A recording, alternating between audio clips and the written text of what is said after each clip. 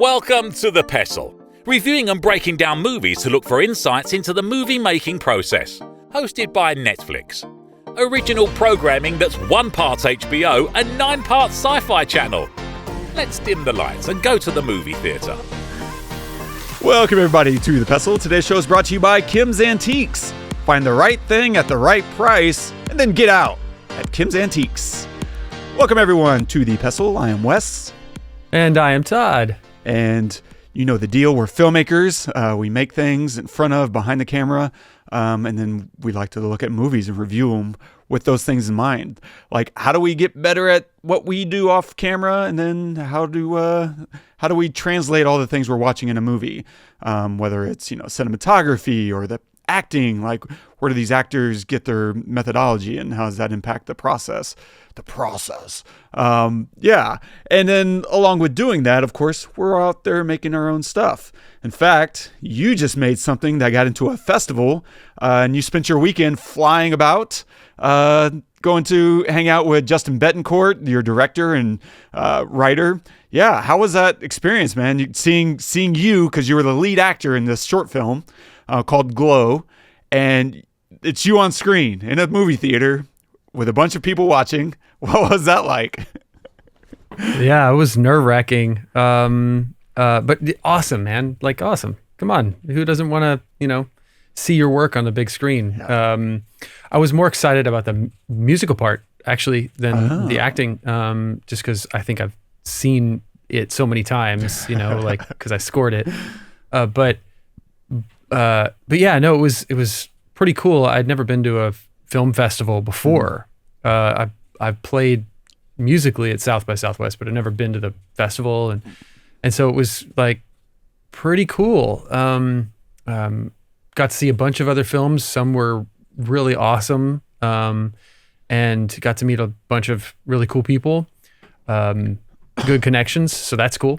And then yeah, it sounded great and looked really great. I was super proud of it.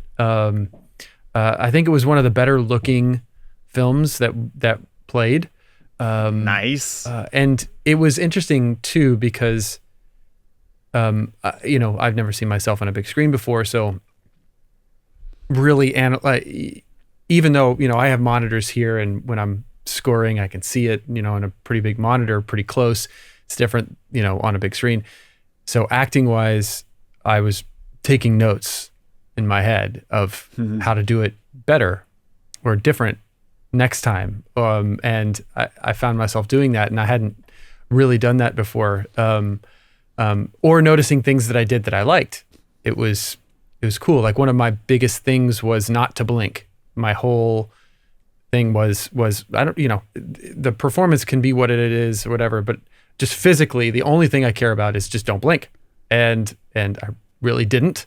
And that was cool. So that was cool. That was a win. And it was good to just see everybody, because it was a really fun shoot to be on for those 3 days, I can't remember. But then we all came back together for the event. So it was a lot of fun. Dude, that's so cool.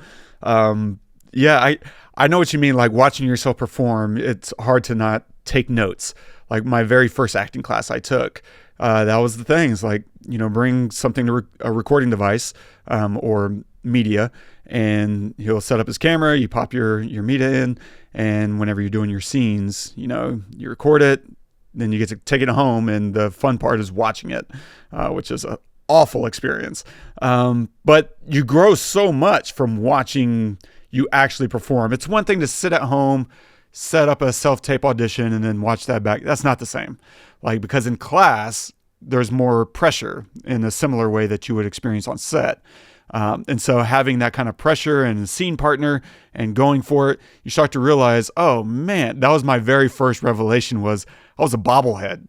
Like, I just kept like moving so much and being jittery and, bobblehead, I'm acting. And did you see me acting?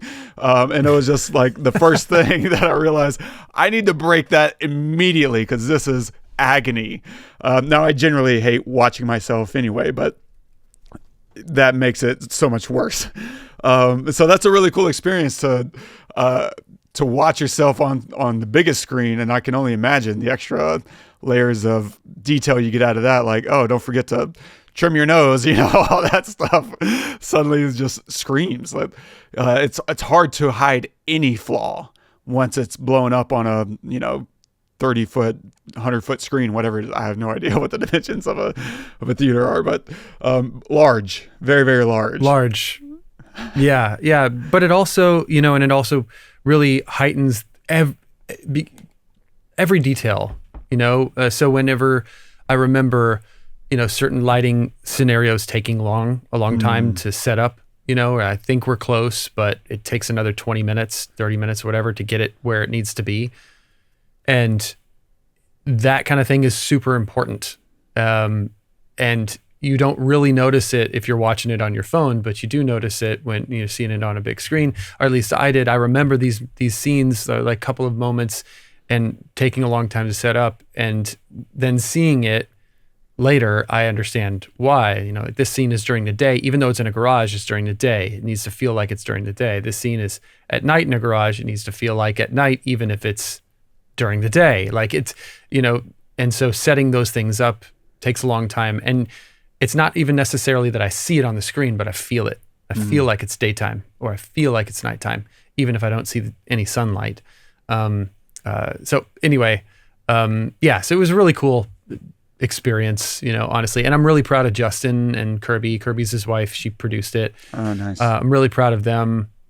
They had an idea, found a crew, some actors, and went for it and made it. And then it got on a festival. I mean, they applied for other festivals too. We'll see. The festival, as personally, the festival season is still a little young this year, but there's more coming out. But it got into one.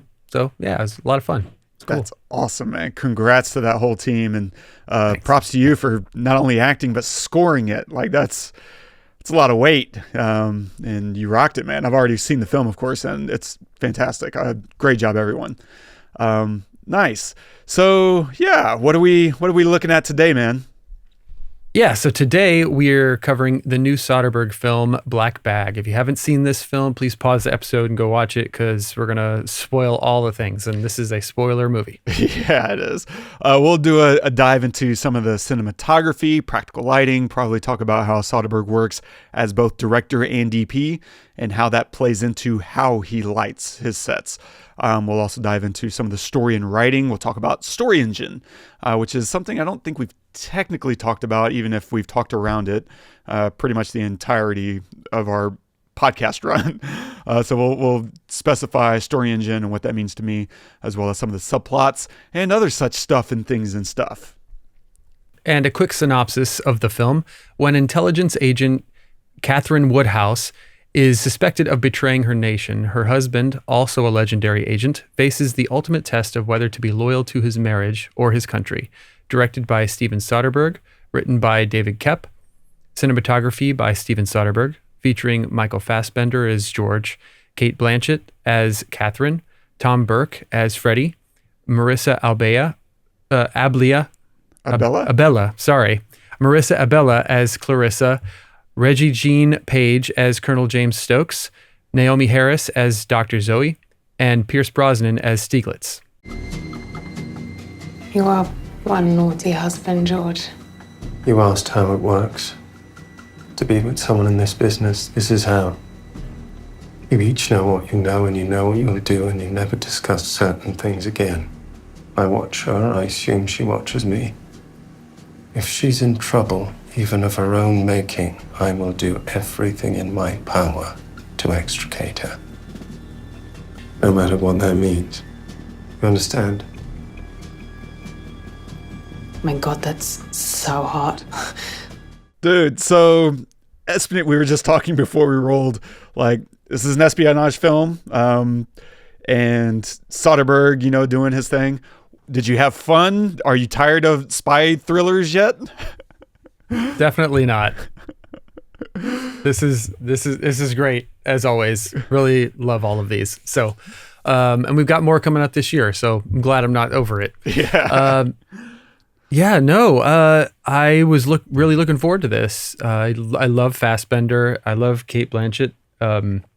absolutely love Cate Blanchett. Probably, I mean, more than anybody else in this film, to be honest. I mean, she is one of my favorite actors working today. And she brings it in this film, like just totally brings it. But I love Michael Fassbender's performance too. It feels very calculated and methodical, and very much like the type of agent that he is, you know? And I feel that. And it's kind of interesting because the way it starts out, I don't know what's going on. They give us nothing. One thing I do like about this film is that the audience is treated like respectfully, meaning we don't get a lot of explanation for anything. We have to dig for it. We have to look for little pieces and clues as to what's going on. Okay, what is he? Okay, he's not a bad guy. He's a good guy. He's part of the intelligence agency. Okay, you know, who is this guy at the beginning who gets killed, and why was he? Okay, he's married to her, but is she bad? All of these pieces are coming together. You know, they come together as we go along, but you have to pay really close attention. And you know, we're American, so sometimes it's a little hard to, if you miss a sentence, it's hard to get back on track, at least for me, because the heavy accents and you know, sometimes there's words here or there that are a little bit foreign to Americans, even though it is in English. So you have to understand the context in which it's said, and where they are in the space. I think that Soderbergh does a really good job of us understanding where we are, even if we're in a new place. We kind of understand where we are, and that's kind of hard to do. There's not a whole lot of transitional footage. It's just like, okay, here's a shot of a shed in the woods, and then we see a car driving, and then he's there, and he's getting in a boat. Okay, know where I am, you know. Or we're in the office. Boom! Now we're in the control room, or the clip that you just showed. There's not a whole lot of fluff. I really like it. They plant clues that we don't necessarily know are clues. We think they're clues to us, but they're clues to him about reality, like the film ticket, the movie ticket. You know, to him, that was not a clue that she was the bad person. That was a clue that somebody else is playing him, because she's not that sloppy, and he knows her, you know, but we don't know that. To us, that's a clue that she's the bad person. At least to me, it was a clue that she was the bad guy. And then they have that moment in bed where he rolls over and he's like, okay, there's two games being played here. One, I'm being played about you. You're being played about me. We're going to burn this whole thing down. So it was a lot of fun. I think it's not something that I could watch a lot of times. I think it's pretty dry in that aspect. It's not like a Mission Impossible where it's just, you get eye candy. Well, I mean, you have Cate Blanchett, so you have a little bit of eye candy. But, you know, in terms of excitement, it's not super exciting. Yeah. But if you're there trying to pay attention and trying to get everything out of it, I think a second watch, you'll get more out of it, and I'll catch more. I think you saw it twice, right? Yeah. Okay. So I'm curious as to what you got on the second viewing, honestly. But I really enjoyed it. I thought it was a lot of fun. I love it when a director is also a cinematographer, just because that is very hard to do. I'm not saying I love it every time, but I love the artistry of being able to do that.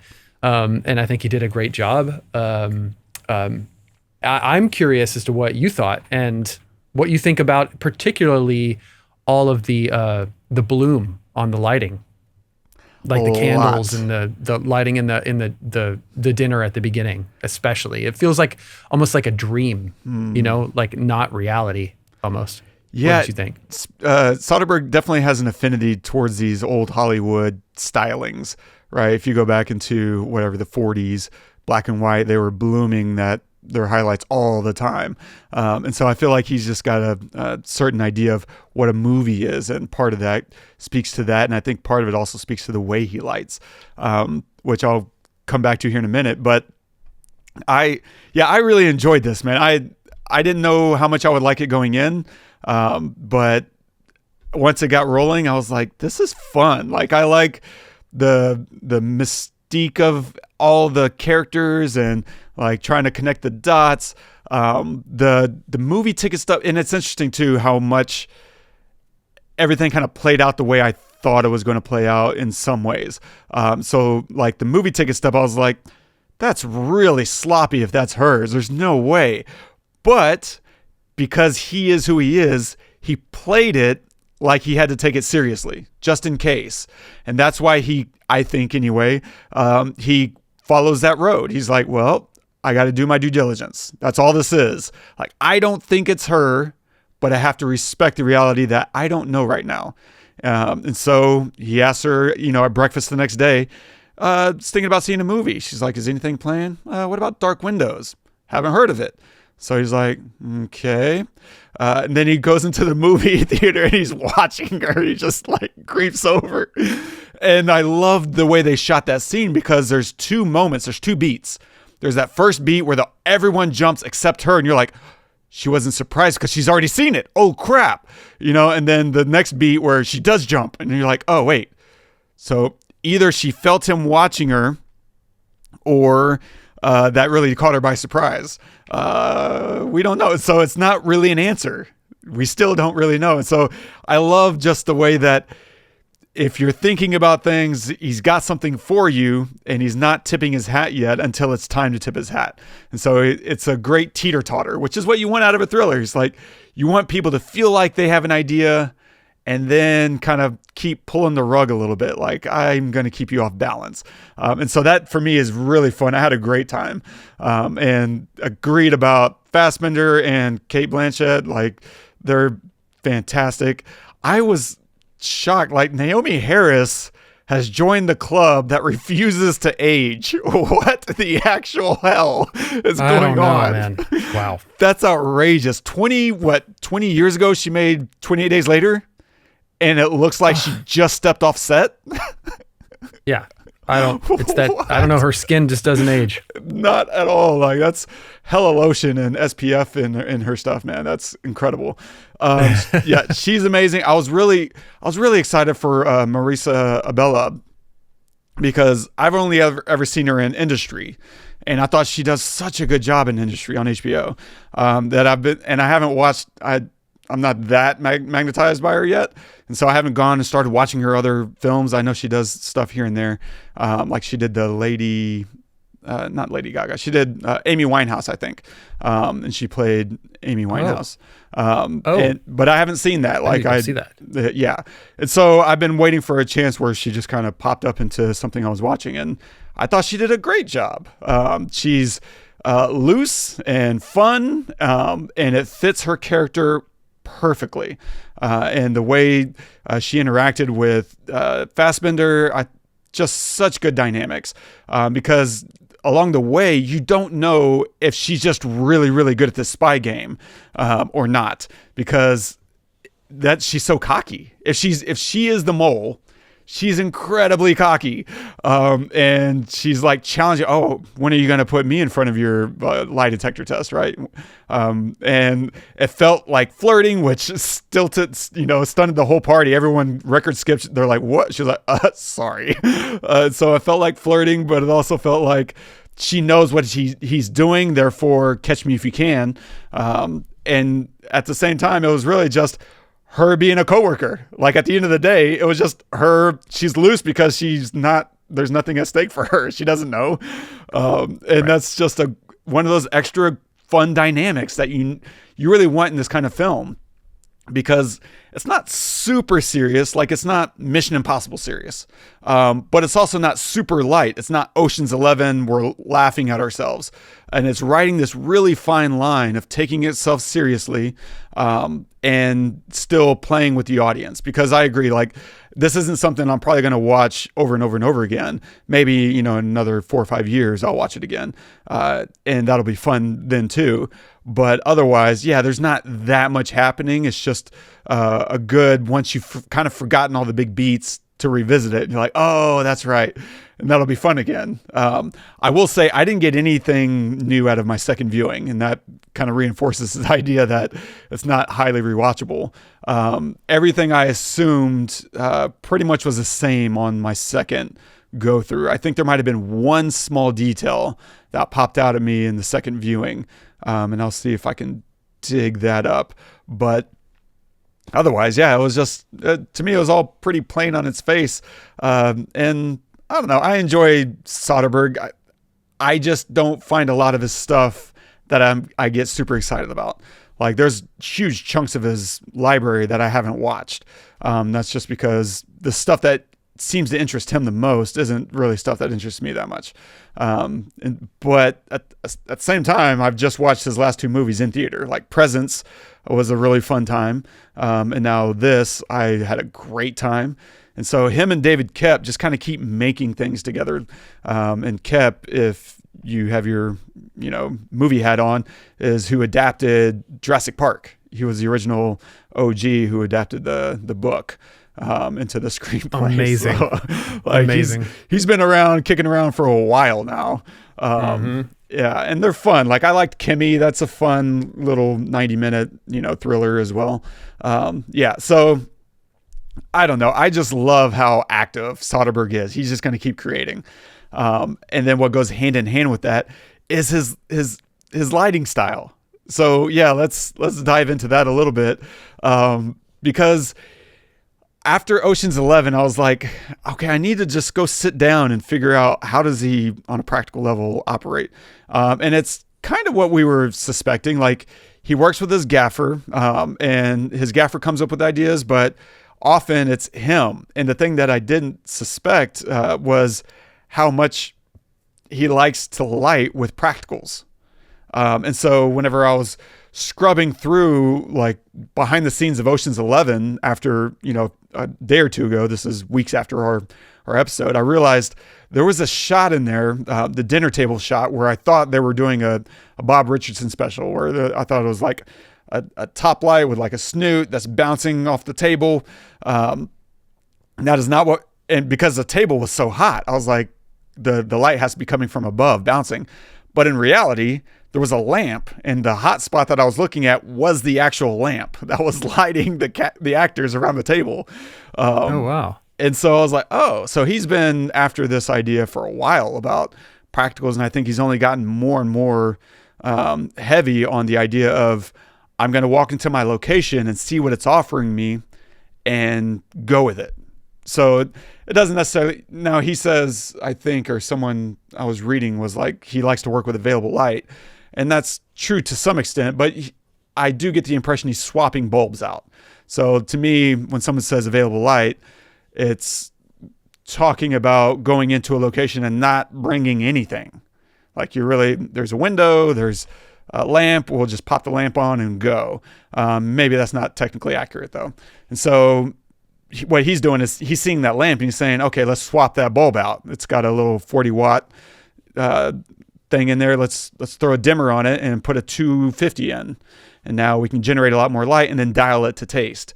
And what I don't know though is whether or not he's rigging all of that in like Blackout, which is an app, right, that you can use and have your gaffer off to the side, or, if you have budget, have an operator who's operating all of these lights rigged into Blackout, and is able to, on an iPad, just in real time, dial lights in and out. That was one of the things I learned in that workshop I took last year, was how often they're doing that, where a scene might be a nice walk and talk, and along the way, they're just in real time adjusting and dialing in lights and like fading in a light and fading out a light.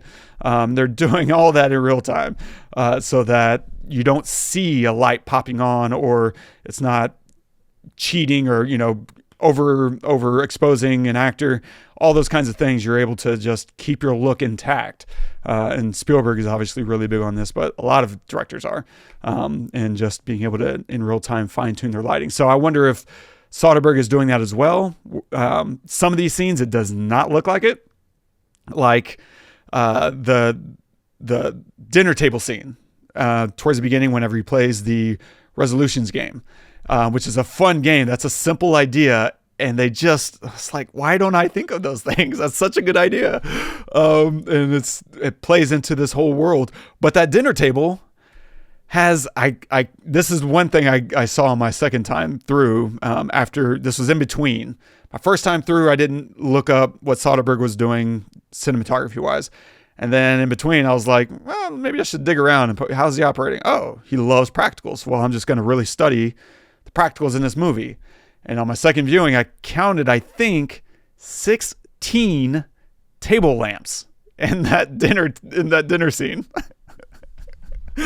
Like running through a whole table, right? He's got like 5 clumped together on one end and like 4 or 5, and then on the other end, and then like another, 5 or 6 strung in between or whatever, like just all over the table. And when you do that and then just kind of give you some nice soft ambient lighting, he probably didn't have to do anything. He was probably able to just shoot. There's nothing to fine tune at that point. Like there's nothing to dial because every lamp is a 360. Like it's not like he's flagging part of the lamps off, at least not that I could see. And so, yeah, that gave him a lot of room to do all these camera moves, right? Where he's just panning around the room or he's going to dolly from here to there. There's nothing to adjust. Just let it go, not to say that he didn't, but that was just my impression on one viewing of that scene and that with that stuff in mind. Scene is cool too. Just to call really quickly. I also notice sometimes, I like noticing when directors or cinematographers break the 180 rule and to have 2 sides of a table, but to still understand where I am in space, because you have to break the 180 rule, right? If everybody at the table is going to talk, you have to do it, and he does it really well. And I think one of the reasons is like, I feel like when each person is talking, they have an angle that is dedicated to them. Like Fassbender has his. Cate Blanchett has hers. Like each character has their own angle, and sometimes it's from the perspective of somebody else. But anyway, I thought it was really smart. Look, dinner table scenes are some of the hardest scenes to shoot, not just for lighting, but in figuring out your coverage. Because you're right, everyone has a dedicated angle, but it gets more complicated than that because their angle also depends on who they're talking to in a given moment. And so now the coverage like exponentially grows because if Clarissa is talking across the table right to George, you need that specific angle that you can feel their conversation. And then when she's mad at, her boyfriend, Freddie, sitting next to her, that's a whole other angle. And so you have to like really boil down, like, what is this scene about? What am I going to need for my edit? Because you can easily overcook yourself. And then what should take maybe 2 days suddenly takes you 5. And it's like, I didn't even need all that coverage. So you really have to sit and think, what the hell do I need? You have to have like your shot list, right? Yeah. Okay, this is a 2 shot. She's talking to the guy next to her. I want both of them, but now I want a close up on her because she says something that's really important, so I need a single and then punch in like, now she's talking to George, so I need to back out, Yeah. So that has to be like listed. And then how do you do that? Is he shooting with one camera or multiple cameras? Like, I think is it 10 takes that they do? I think he's a one camera guy. I would have to double check that, but I want to say he's a one camera guy, which would make sense because he's also his own camera operator.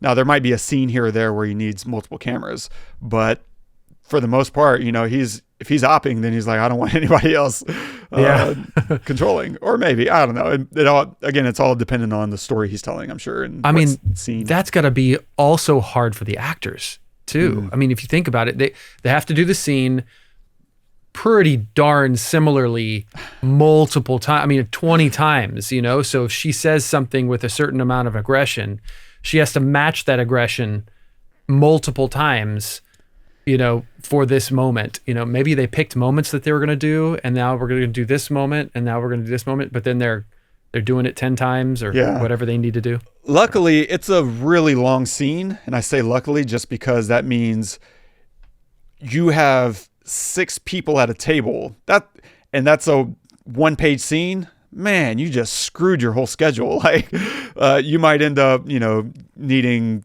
10 times coverage of what you actually need for the actual edit. Whereas if this is a 10-page scene, then it's like, okay, we can afford to spend 2 days shooting this because it's going to eat up a lot of runtime in the final product. And so you balance those things out for sure. And then, I don't know, maybe if it is a 1-page, then you just get your master and a few close-ups and you bounce out. But then why have 6 people at a table, I guess? I don't know, but it was cooking my noodle.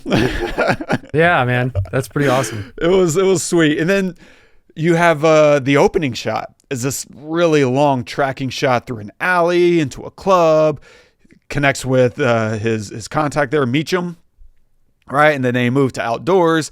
And then once they're outdoors, starting their real conversation, that's when they start breaking it up into coverage. But that whole oneer is just full of practicals. Like, that's being lit entirely through what the venues are giving you, I'm sure. And I think one of the secrets to lighting this way is going to be like, kill your overheads. Like, get away from your overheads. Like, the more you can stage lighting around the frame of the room, the more you can make it directional and give you some depth, right, into your work. And so if you're wondering, like, well, if I want to shoot this style, what's the path? And Ridley Scott talks about this all the time. It's like, the first thing I do when I walk into a room, I cut off every single light. Where's my light coming from now? Do I have a window? Is there street light? Is there sunlight? Okay, well, is that the hottest light? Is that going to be my light that I need to match? Okay, then you start figuring out from there what's your blocking in your scene. Where's my camera going to be? Then you can kind of piece by piece, like, how do I make this look good? And what's funny to me, if you listen to some people talk about Soderbergh, they hate it. They hate the way he lights. They hate the way he, is his own cinematographer. It's pretty divisive. Personally, I love it. I love this style of lighting. I like how ingrained it feels. It doesn't feel, some of it, granted, like Deakins would probably make it 1 billion times prettier. Not a question in the world, but the things that I do like about this is stuff that people don't really talk about or appreciate. The way Deakins often lights, it's very like in your face for an actor. Like, you're setting up a cove light, you're surrounded by lights. It's just everywhere, half the time. And as an actor, you might say one of two things. One, you're paid to do your job. You're paid to not notice the green screen. You're paid to not notice all the lights in your face and the camera in your face and all that stuff. And that's true. But at the same time, we're still human beings. And if you're bringing in people and wanting to suspend disbelief and to really get into a scene, I think Soderbergh's making it easier whenever he's shooting and lighting this way. It's faster, and it's less intrusive to someone's headspace. And so I respect it. And those are the reasons why I would want to do it. It's fun. You get to shoot. And yeah, it doesn't look as polished, granted, but it gives you some other stuff. There's some trade-offs that you get along the way. You get to shoot faster and maximize your dollar a lot faster or a lot further. Your budget goes further when you're shooting like this. And a number of other things, right? Like, this is really attractive to me, and I'm probably going to study more and more of his stuff. Like, I'll go back and watch Kimmy again, just to see how's that operating. But I love it. But I think that also speaks to, going back to your original point about the way he blooms his highlights. I think that's also why he blooms his highlights. It's because if you have a practical light in your scene, that's a blown out light. That's a hot spot right there in the middle of your image. But if you bloom it, it gives it a little bit more texture. It suddenly is like, okay, maybe it's a little less aggressive in frame whenever you're blooming the highlights like that. And to do that, there's 100 ways you can bloom your highlights. One of them is, putting a filter on your lens, like a Pro Mist. Some old schoolers do it with pantyhose. Black pantyhose and white pantyhose will have different impacts on the way that everything blooms. And yeah, it's fun to experiment and test out what you like. But in my mind, that's what part of why he also does it. So I don't know. I'll see if I can find an interview where he talks about that. No guarantees. So That's awesome. Have you ever done that? I've Use not. pantyhose? No, I just wear them mostly. No. Okay. All right. Yeah. No, I know. You know. But I think for me, I like flares in my lenses more than I like blooming highlights. That's just me. But I do think I have Pro Mist and I still haven't used it. It's the kind of thing where like, I'll find the right circumstance, and I just haven't yet. But I need to just experiment and test myself. Like, do you not like it because other people do it in the way you don't like it, or you do not like it because there's no way for me in my own aesthetic choices like it? And that I don't know because I haven't tried. Worth experimenting. So for this film, in the dinner scenes particularly, I mean, it's pretty much the whole film, I feel like, but like it's predominantly like, it's like very obvious in the dinner scenes where those blooms are happening. And while I was watching, I was trying to think, is this a statement or is this just like you said? Now you made that observation that it is, he's using practicals. It helps fill the frame, and obviously not because it's practicals and it's not lit by a bunch of other kinos and stuff. It kind of lights it. It's not such a hot single point. It's kind of like fluffy. So it kind of helps, but it kind of felt like I mentioned before, almost dream-esque, or almost like I'm not sure what's real, if this is real or not, kind of. So do you think that there was any purpose behind that, or it was just, this is how he's going to use candlelight or single source lights, practicals, to light the frame? Yeah, I think it's more just a style choice. Or no? I couldn't style. Yeah, I couldn't find a story justification for it, to be completely honest. And just seeing how often he uses it in his other films, like you watch Oceans, right? That thing is blooming left and right. And so it just seems to be a style choice in the same way that Deakins really loves, soft light. Like that's not motivated either, but it looks good. Yeah. But it's a good question. That's the exact question that you and I ask whenever we're working on stuff like, why? How does this impact the story? And I guess not everyone needs to do that, but it's always fun to us, like to add some level of higher cohesion, even if the audience doesn't understand it. It can influence your look and why you're doing something as a fun way to build out your look, I think. I mean, and watching these movies like this, or any movie really, I don't know, maybe it's just because we do this podcast, but I always find it fun to find little things about it that either that a director does or cinematographer does or an actor does that either I could use or that's applicable and able, that you're able to do as a filmmaker, or I'm able to do as an actor, or you know what I mean? Like I do that in the soundtracks too. I notice more and more and more how simple soundtracks are. And how, like, you think, how could I write how could I score a film? It's it's more simple than you think. The more complex, if you watch films, the more simple they are, the more, like, the better they are, the more they support the film. And I feel like when I'm watching a movie and I'm watching this lighting, I'm looking at lighting or I'm looking at acting, I wonder what can I take away from that I could either do the next time I make something, or that Wes could do the next time he makes a short film or something. And it feels like this movie has bits of that in it, from every angle, whether that's cinematography or story or acting, because it feels something like you could shoot, obviously high-end camera, amazing lenses, anamorphic all over the place in this film. It's like wild. It's so good. So good. But yeah, how do you think the same about this film or about films in general? Totally. Absolutely. Like, having that general perspective is really fun. Like, simplicity is good. And even if it's tons of complexity at the end of the day, like layers and layers and layers, having a very simple foundation, is where you can then start adding layers on top of it. So like, it's kind of like a road. Like you can have a dirt road and there's not much going to come of that. It's maybe just two bare bones. Whereas a interstate, right? It's big, it's simple, and allows a lot of traffic through. And then around that starts cropping up civilization, right? You know, before the interstate, we used to have all these tiny roads with tons of gas stations around them. They put up the I-35 and suddenly now businesses start coming to that.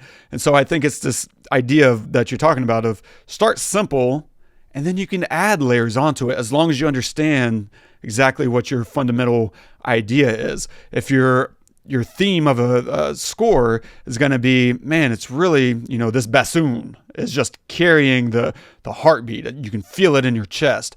It doesn't mean you can't add, you know, 50, 60 other elements to it that's going to support it and add to it. But no matter what, if you strip all those things away, the heartbeat is still there. And so whenever you're working on your cinematography or your story, you can have your big idea and just layer in all these other things around it. Because no matter if you have those things or not, it still sinks true. And anything you add to it is only going to make it, you know, more interesting.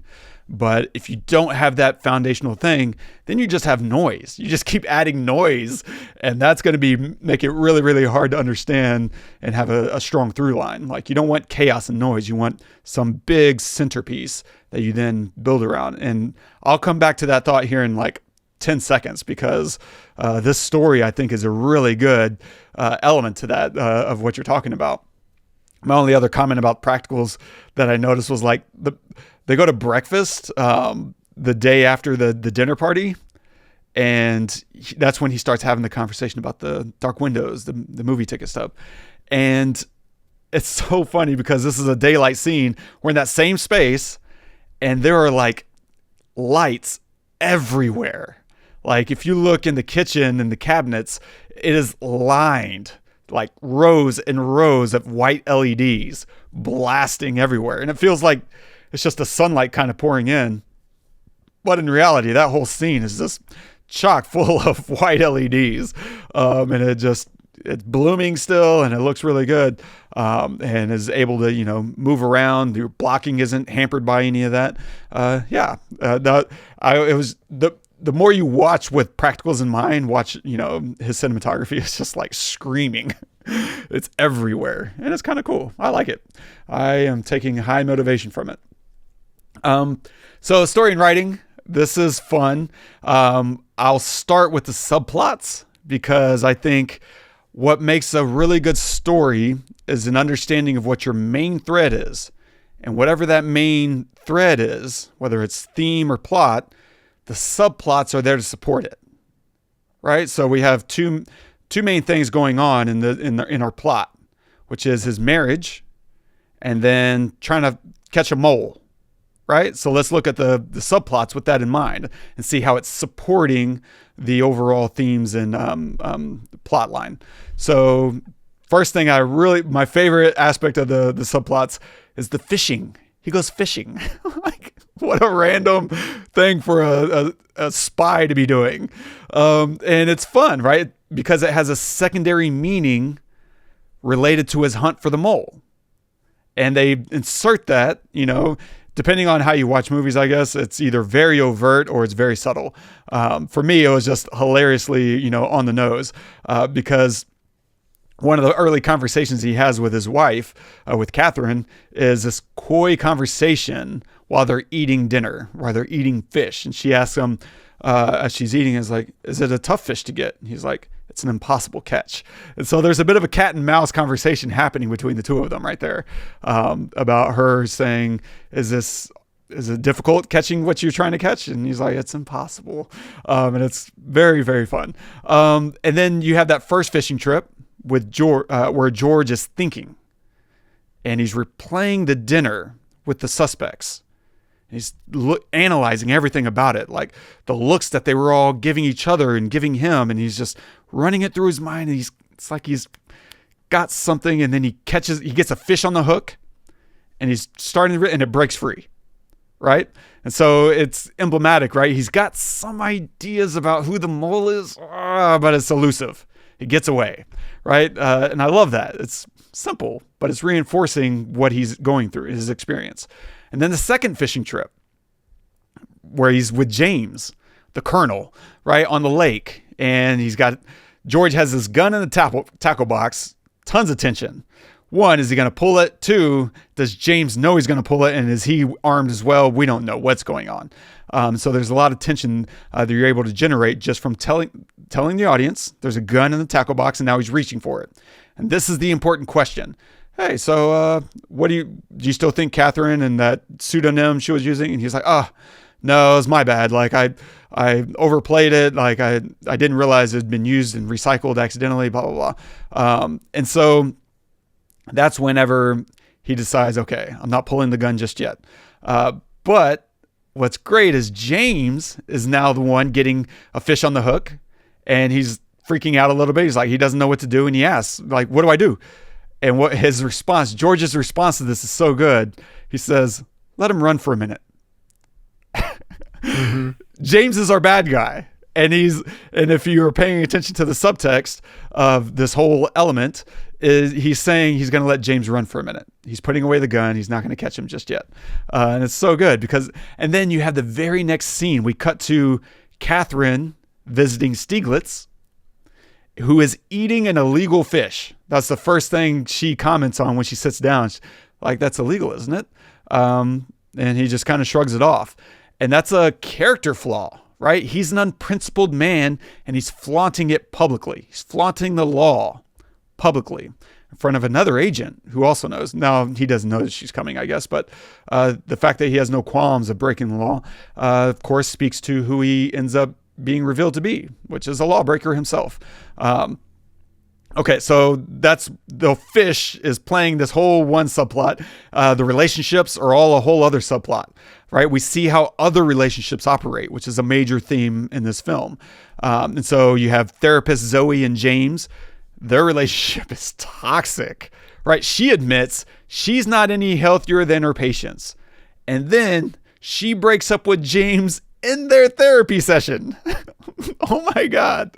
Terrible therapist. And I love that. And so the other relationship, of course, is Clarissa and Freddie. Also toxic. I love it. At the dinner table, she accuses Freddie of cheating, and he goes on this raging denial, like vindictively starts attacking Clarissa's character, right? And just goes on. And George lets him before he finally calls him out, like, yeah, your hotel that you like to cheat in is this one, right? And he's like, and then she stabs him. Like, I love the finale there is him getting stabbed in the hand and laughing it off. Everything that happens in their world is boring. You bore me. This bores me. It's so good because, one, they are trained to keep their cool in all circumstances, but also kind of speaks to how just disastrously unhealthy their worldviews are. Like, the fact that all of this is boring to you, man, I don't want to know what excites you, because that's probably really foul shit. And we'll come back to that. And then when George goes to visit her, or to ask her to do the illegal thing that he needs her to do, and she says, I figure the stabbing thing makes us even, basically. Yeah, that's right. So toxic. That's right. Oh my God. She does. It's not good. So we'll come back to their version of a healthy relationship here in a second. But let's talk about the story engine, which is find the mole. So I've been kind of diving into story engines lately because I realized my current script that I'm working on doesn't have a very good engine. So I need to rethink how my plot is pushing everything forward. And that's what a story engine is. It's the main plot that's going to drive our story forward. What do we need? Why do we need it, right? What are the stakes? And so whatever your story engine is, that's usually going to be your big hook, right? That's why we're tuning in. And it's going to be the organizing principle of all our scenes. Like, why are we in this scene at all? It's because it's related to the plot on some level. It's pushing us forward.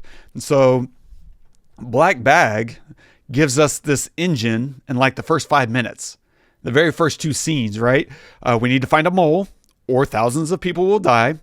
And your wife is a prime suspect Can you do it? That's just ripe with conflict. And they do that within minutes, right? The first two scenes just unload all that at us. And so this is the perfect problem for our character. His wife is a suspect and he's a man of principle. That's an impossible situation. Like how as a he's also a realist, because he says, give me 2 weeks. And the guy says, thousands will die. And he says, give me 1 week. Yeah, right. It's like, you know what I mean? I can push buttons. Like, I can't do this by tomorrow, but I can do it in a week. Yeah. You know? I thought that was funny. It's great. Because you do want a timeline. You want a pressure cooker that says, we have to do this now. Or else, why not just take the next 6 months? And that could be an interesting story, but you need to make it interesting in other ways. So this creates like the perfect problem for our character. And in order to create maximum potential conflict, you want to put someone in a position that they can't possibly feel like especially we as an audience, can't feel like there's a winning solution here. The more we suspect his wife, the worse it is. Because I guess on the one hand, we don't really know how good their relationship is. So that's part of the equation too. Because early on, it's like, if you're going to, start diving into your wife as a criminal, how much do you actually care about her in the first place? And so that's a part of the slow reveal too, of how much does he love her? And it probably comes back to that scene whenever that you're talking about where he goes to visit her, Clarissa, at her house, and she's like offering up infidelity. She's like, I'm not even necessarily saying no, but why? He's like, no, that's not what this is. Like, like if that woman is offering you something and any part of your heart is like available to that, that's a done deal. But for him to be like, no, I love my wife. And she's like, well, how do you do it? And so, yeah, creating maximum potential conflict for your character. This is great. Like, what a great marriage, bad pun intended, of like a plot and a theme. Like, you want spies and thrillers and espionage tend to revolve around these relationship angles because of this inherent distrust and an inability to trust each other. So why wouldn't you also make it about relationships and love? Does this person really love me? Are they really, faithful? All those elements are common. Maybe not necessarily in all of them, but they spring up more often than not. And so the way they also amp it up is to establish our character attributes, right? The thing that makes the problem impossible. And they do it in one exchange at the beginning in that second scene where he's telling Kathryn, yeah, we're having dinner guests over, and she starts talking about money or something. And he tells her point blank, it's boring how much you think about money. So that's giving us a motive. We already understand why she would do what she's going to do. It's because of money. And her reaction to that is equally as, revealing, because she says back to him, it's terrifying how much you don't. And now we know that, well, if he doesn't care about money, what does he care about? His job. He's a man of principle. And then they clarify that conflict even further, right? Because he holds something more lofty than materialism, right? His principles. So let's see what that means. At the dinner table, we find out he burned his own father down, who killed himself. And it doesn't seem like he has any resentment or regret about any of that. Like, he's not like celebrating it, but his response is very simple. I don't like liars. That's it. That's all he's going to give us. And so it also reveals that he doesn't feel guilty at all about what happened with his father. That was his father's own decision, his own making. And so it's not enough to imply that he's principled. We need to see those receipts. And that's a pretty good one, to turn your own dad in. And I love that reveal. That must have been traumatic. Like, how old were you? I was 37.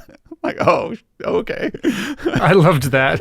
The whole theater laughed at that. Yeah, it's a great line. And so now we have a strong, compelling story where each scene is ripe with purpose and tension, right? He's hunting for a mole, and he's hoping it isn't his wife. And this is all established in that opening section, right? And it drives the rest of the film. Each scene and interaction with our suspects now has more weight because we're hoping it's them. We're hoping to learn something, and we're hoping it's not, incriminating to his wife. And then they turn up the stakes even further, right? Nuclear meltdown. It's going to kill thousands of people, 15,000 people. And what will we do? What will George do with his conflicting principles, right? Loyalty to his wife versus loyalty to his principles, his job, and global fallout. Like those things seem to matter. Hopefully, if you're not a complete waste of a human, which we will certainly come back to that in a moment. So the setup makes us assume it's a husband-wife conflict, which is great. That's going to drive the first half of the film, but not the second half, because our first big reveal is that they're faithful and that they're both being manipulated. And I love that reveal because it happens in bed, and that's when they, have this reveal only after they show trust in each other. When he admits to her in bed that he thinks he's being manipulated, then she shows her cards as well. Now, with trust confirmed, they can solve this problem together because it's a movie about healthy relationships needing to work on trust and transparency. This whole movie is about trust and transparency. And this applies in their marriage, it applies in dating, and it applies in good government, right? So sex, cheating, lies only compromises you and damages your relationship. And I think this is why Edward Snowden is invoked at the dinner table. He tries to demean him, right? Little Eddie Snowden, and how it wrecked their ability to do their espionage garbage.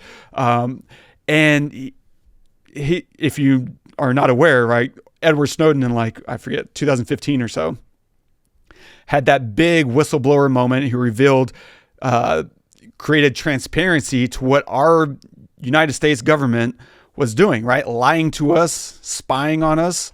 And he was exiled for it. Like he was punished for being transparent and revealing the things that people were lying blatantly, like in Congress, lying straight to Congress. Like that's just our national security director, just blatantly said, no, we're not doing any of those things. And then, that was a big tipping point for Snowden. And so that's why I think also this espionage reveal is coming from within the house. Yes, it's not that there's a mole.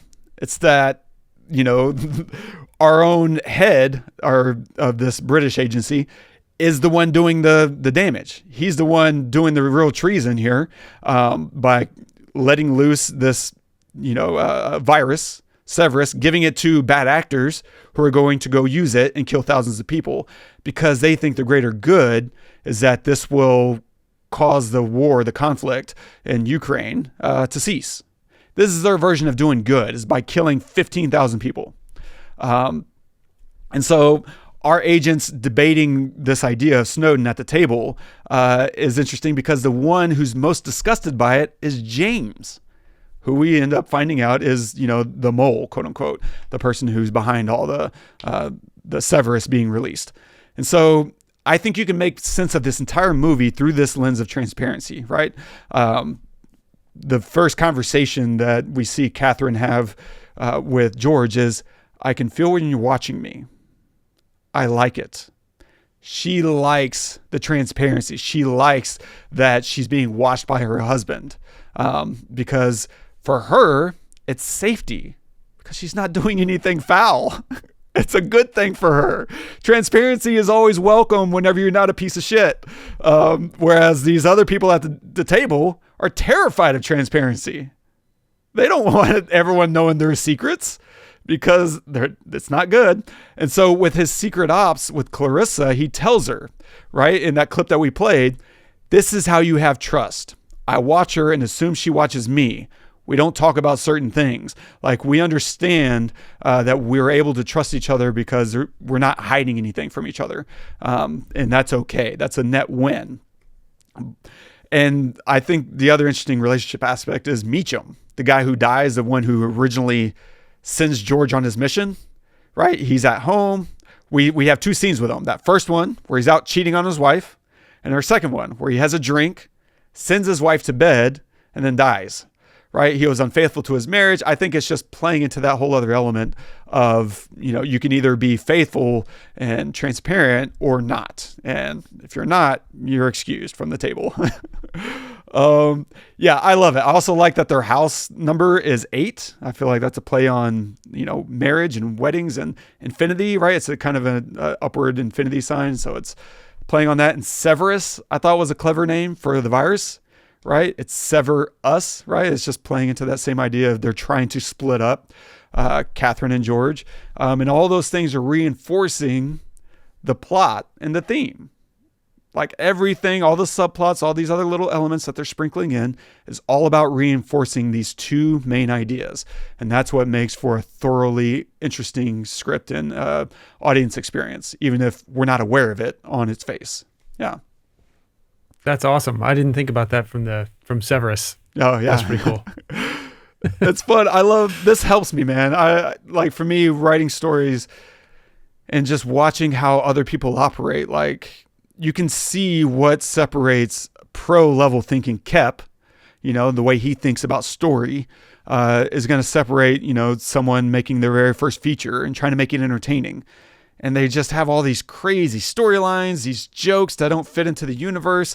Like every joke in this film fits into what I just said. These two, like her stabbing her boyfriend, like, that's a result of their lack of transparency, right? And that's a punchline for the audience, for sure. Especially the way he reacts to it. You're boring, like an insult. His reaction to being stabbed is to insult her. All these things are just layers into the thought of what's my film really about? And this goes back to what we were talking about before. Like having some clarifying principle of whatever it is you're making and layering on top of that. They said, okay, this is going to be a spy thriller about a marriage and a mole. What are the elements that we can pile on top of that that's going to reinforce all of those things? Cool. And that'll make it entertaining and revealing the way you can kind of kaleidoscope this idea around. Like, well, what are unhealthy, toxic relationships? What do those look like? Okay, and what does it mean to be in a healthy one? Oh, okay. And that's all this is. It's just a kaleidoscope of one thing through different, angles. Yeah. So do you think that he knew that she was not the mole from the very beginning then? I think he suspected she was not, but he honored the operation. Like, yeah, yeah. Gotcha. Yeah, because... that just goes to Fassbender's amazing acting, because the whole time until he says that line, that you played in the clip, if she is in trouble, I will do everything in my power to absolve her, or whatever it is, or extricate, whatever. Yeah. Extricate her. Until that, I wasn't sure if he was going. I wasn't sure if he was dedicated to her or if he was dedicated to his quote unquote mission. And then when he said that, I was like, oh, he is dedicated to her no matter what, like 100%. And that's so interesting because you don't have, that's a true love story, in something like this, in a film like this where, it's kind of like, what's the film? What's whatever. I can't think of it. My brain is not active. But it's like a love story within this, where they say to each other also, she says to him, he asks, would you ever lie to me? She said, not if I didn't have to, or only if I had to, or something like that. And you kind of like, and you believe that.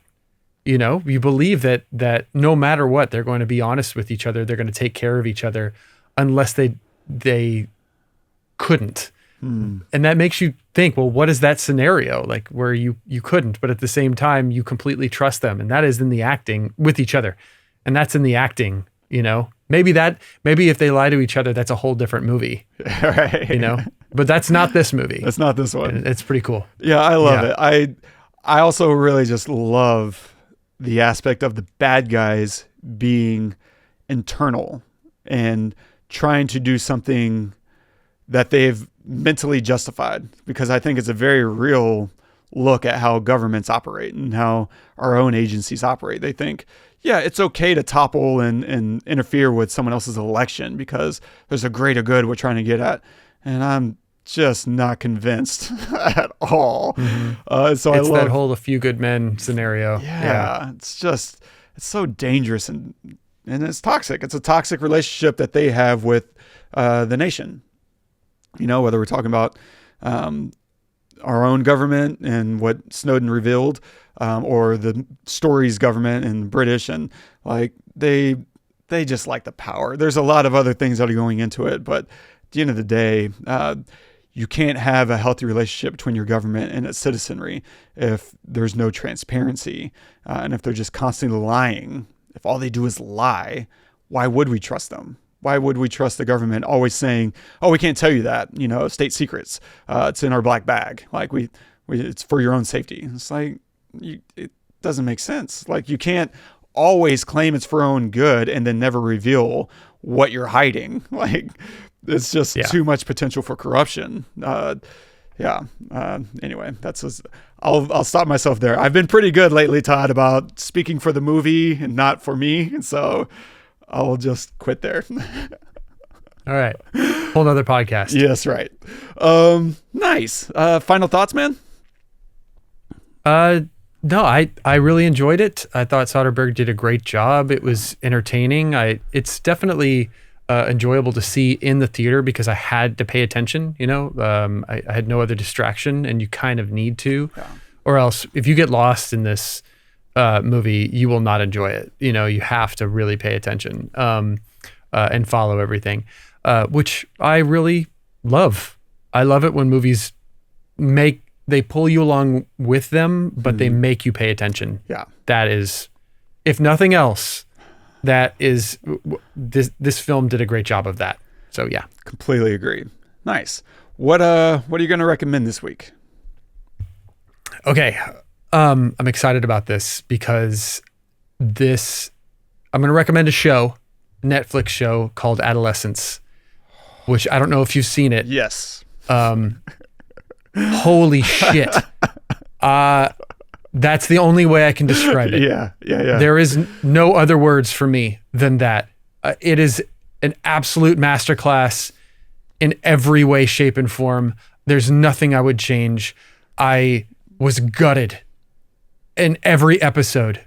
The acting is some of the best acting I think I might have ever seen in that whole show. The entire thing. It's just otherworldly, and it's all a single shot. Every episode is a single shot. And I honestly don't have any more words. I'm completely blown away by it, and it's incredible. So yeah, Adolescence. I don't know.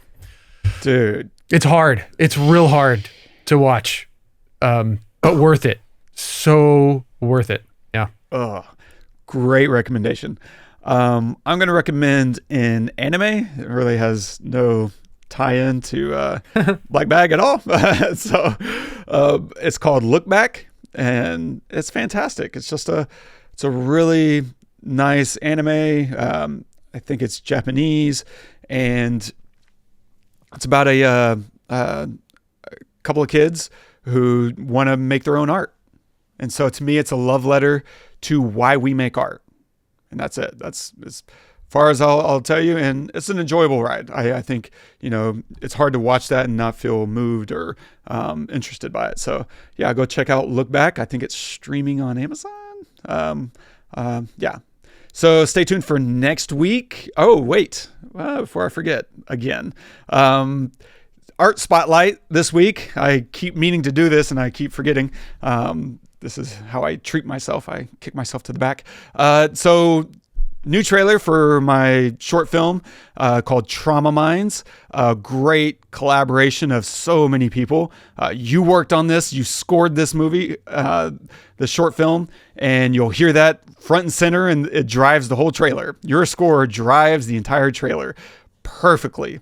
And so, yeah, check this out. It's going through the festival circuit right now in terms of submitting. We'll have our first screening at the Arizona International Film Festival in a couple weeks. And so we'll, see how that goes. It should be fun. That'll be my first time seeing my work on a big screen. And hopefully more to come. So proud of you, man. Thanks, man. It's great. It's really, really great. I'm very proud of you for it. Yeah. I appreciate that. And so, yeah, check out if you want to see what things we're making. Check that out and put it in the show notes. And stay tuned for next week. We got our next 2 films lined up. We're going to do Lost in Translation, the famous, film by Sofia, Coppola. And then we'll also chase that with the Brian De Palma original Mission Impossible. So that's our next 2 weeks. We'll take a look at some OGs and then see what else is coming out in theaters by that point. Probably something. Yeah. And if you're enjoying the show, don't forget, subscribe, drop us a review, leave us a note. Something you want us to cover or talk about, let us know. And if you want to comment on this episode, you can do that at thepestlepodcast.com/blackbag. And today's quote of the day is from Steven Soderbergh. A success, to me, is the ability to keep working. That's success. It has nothing to do with money. It's the ability to keep getting things made, period. Yep. 100%. Pretty cool. Could not agree more. And the older I get, the more valuable that is. Yes, it's good to make money because it helps you make something bigger and better, and not necessarily better, but bigger. But you can't let money be the driving factor. Just make stuff. Soderbergh is so inspiring. The more I read and learn about him, man, the more I just get fired up because I love what he's saying here. The ability to keep working, right? That's success. And what I discovered while trying to look up how he operates as a DP on his own films, I discovered this article in Deadline. I'll link it in the show notes. This is from 2019, January. And I discovered 2 things. One is that he put in a good word for the Russo brothers with Feige over at Marvel to help them get the Winter Soldier job. And this happened after he saw their movie in Slamdance, which was originally an offshoot of Sundance. Like Sundance got so big that a bunch of people were like, well, let's make a little, cousin festival called Slamdance. And now that's a pretty big festival in its own right. And what happened was he saw that they made this film and he was like, this is impressive. I love it. And it was, I guess, divisive with everyone there. And he kept in touch with them. And at one point they reached out to him and was like, hey, can you put in a good word for us at Marvel? Because we want to jump in the loop there. And he asked them one question. He's like, why do y'all want to do this? Like, why do y'all want to do comic? It's just not what I saw in y'all at all. Like, this is really left field for me. And so he asked them that question. And I think and I didn't write it down, but the response was something along the lines of, this is the thing we've always wanted to do the most. We have a $60,000 comic book collection. Like, we are nuts for comic books. And this would mean he was like, I got it. That's all I needed to know. Yeah. Y'all love it. Yeah. Cool. That's awesome. So that was cool. And that, of course, ends up getting us Winter Soldier, which was an amazing movie. And Civil War and Infinity War, like just Russo brothers, right? All the best. Peak form. The other thing that I learned, this one is really going to melt my noodle, is that he helped Christopher Nolan. That's right. Get distribution for Memento. Oh my God. And to get an intro for him to get Insomnia, which launched his whole. And so I'll read this quote from this article. When Chris Nolan became interested in Insomnia, and word got back to me from Dan Eloni that he couldn't get a meeting at Warner Brothers. Christopher Nolan couldn't get a meeting at Warner Brothers after making Memento.